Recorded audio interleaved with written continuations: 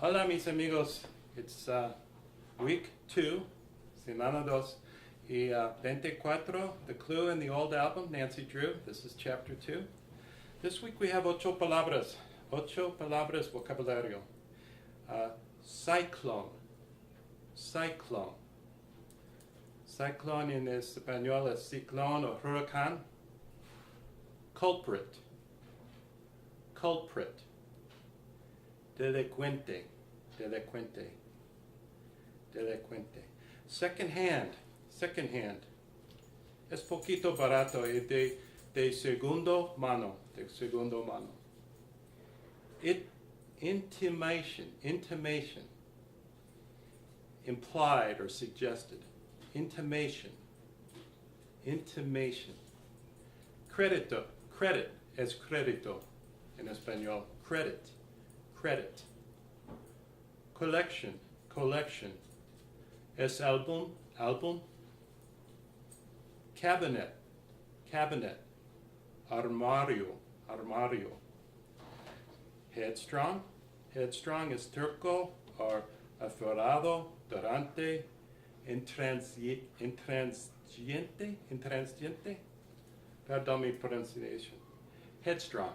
So 8 words. Cyclone, culprit, second hand, intimation, credit, collection, cabinet, and headstrong. So let me go ahead and start reading. We'll go over those vocabulary words again at the end so you can see where they're at in the story. This is Nancy Drew, number 24, the clue in the old album, chapter 2, The Doll Collector. Hypers, George exclaimed, as she scrambled to her feet and rubbed her knee. Where'd the cyclone come from? Nancy brushed the dirt from her clothes and pointed down the path. Rose was precariously jerking to a halt on a bright red motorbike.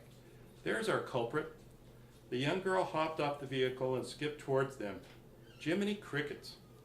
When you get up speed on that thing, it's hard to stop, she explained, then added, I'm sorry if I hurt you.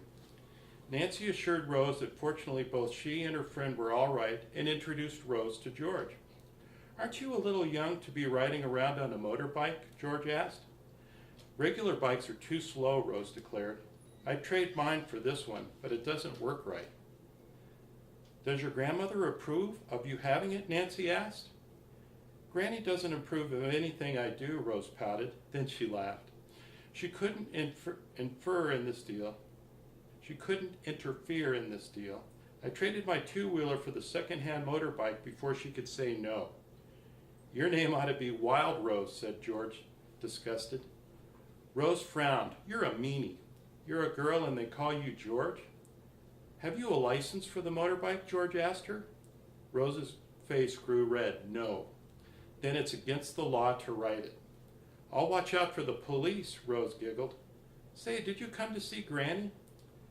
Yes, she invited us to tea, Nancy replied. Well, don't let her get you into her clutches, not all those funny dolls of hers, Rose warned. Before the girls could ask what she meant, Rose ran off to retrieve her motorbike. You heard what she said? George asked in a hushed voice. Maybe we're heading straight for trouble. Nancy nodded but did not offer to turn back, always fascinated by the intimation of something unknown or mysterious. She had in the past become involved in many exciting adventures. Friends often declared that she was good at finding the key to a baffling enigma, partly because she was a chip off the old block, referring to her brilliant father. Nancy was quick to share the credit for her success with her friends. Now, as she rang the bell of the Struthers residence, Nancy was glad that George was along. She could participate in what the young sleuth sensed was to be an unusual assignment. How nice to see you again, Nancy, Mrs. Struthers greeted her as she opened the door wide. And this must be the friend of whom you spoke. Come right in. Introductions were acknowledged, and the hostess led the girls into a tastefully decorated living room. Several bowls of flowers were attractively arranged, and silver tea service has been set out on a low, carved antique table. Although eager to hear about the mystery Mrs. Struthers had mentioned that evening before, Nancy restrained herself from bringing up the subject. "We met your granddaughter outside," she said. "Rose mentioned something about your dolls. Do you have a collection?" "Does she?" cried Rose, who popped in the door. "Jiminy crickets! There are hundreds of dolls." "Rose, dear, don't shout so," Mrs. Struthers remonstrated quietly. She turned to Nancy and George and told them that collecting dolls had been her hobby for the past few years. She had acquired them for nearly every country in the world. "Perhaps you'd be interested in seeing them," she offered. "There's a great deal to be learned from dolls, even after we had given them up as playthings." "Why is that?" inquired George, who had seldom played with dolls. As Mrs. Struthers led the way down the hall, she explained, "One can learn a lot about people of long ago and about other countries from dolls." Nancy caught her breath as the woman pushed a door open. Straight ahead, against one wall of a large room, was a tremendous rosewood cabinet with glass windows. On the shelves was Mrs. Struthers' collection. "How lovely!" Nancy exclaimed. "You must have some real treasures here."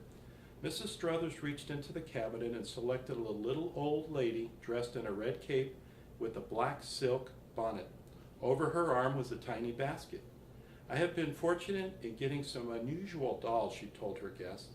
"This is one of the original peddler dolls made in London in the 19th century. Notice the contents of the basket." The girls were fascinated to see so many miniature objects, including musical instruments, ribbons, and laces. "Oh, look," George marveled, "there are even little pots and pans."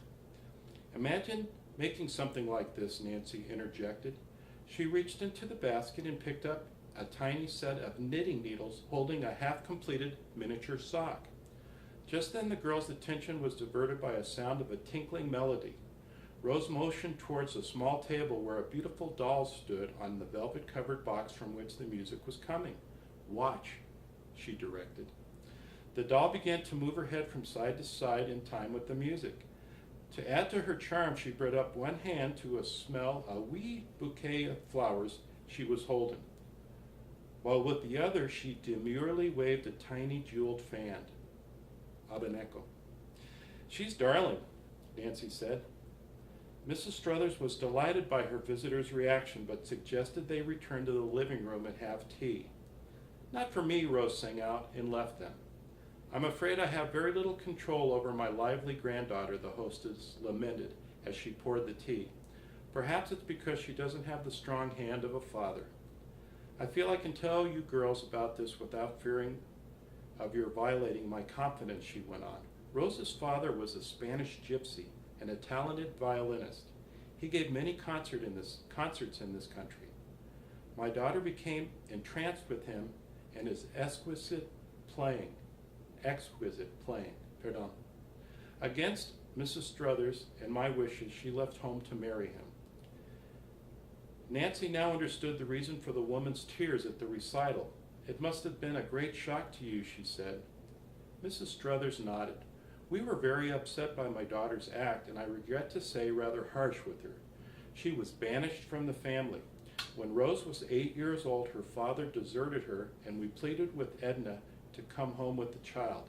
"Did they?" George asked eagerly. "Yes, but too late. My daughter was in poor health and heartbroken besides. Within a few months she died. 3 months later, my dear husband passed away." "Oh, I'm so sorry," Nancy said sympathetically. "Rose is now my problem," the woman confessed. "She is not aware of her background, for her parents did not live with the tribe and never told her. Naturally, I never have breathed the truth. My granddaughter is very headstrong. She doesn't study in school and runs off whenever it suits her fancy. If I leave her with adults or other children, she disgraces me by the things she says and does." "Perhaps if you took Rose away for a year," Nancy just suggested. But Mrs. Struthers shook her head. "We did travel abroad for many months, but they only seemed to arouse her wanderlust and desire for freedom in her. Personally, I enjoy traveling, and it gives me an opportunity to collect dolls. This means a great deal to me. I have been searching for one particular doll. Now I must stop, but I want you to continue the search. You will be given money to do it. I shall not be satisfied until I find the doll." Is it a rare one? Nancy asked, intrigued by the assignment. Yes, the doll is connected to Rose's past. If I tell you my secret, you must never repeat it to her. Nancy and George said they would respect the woman's wishes. When my beloved daughter lay on her deathbed, she talked half deliriously about a doll. Almost her last words were, "The doll, it's gone. Oh, mother, you must find it for Rose." Well, what did she mean? George asked. I tried to find it, but Edna was too ill. I thought she said, important, very important, clue. At the instant, a piercing shriek filled the air. Nancy was on her feet immediately and ran outside in the direction of the sound. George and Mrs. Struthers followed. A car was driving away from the house with Rose half in it and half out of one of the open back doors. She was struggling with a woman. And that's the end of chapter 2. Wonder where Rose is going. I guess we'll find out next week. But let's go over these vocabulary words again. 8 words, 8 palabras. Cyclone. Cyclone in Espanol is huracán.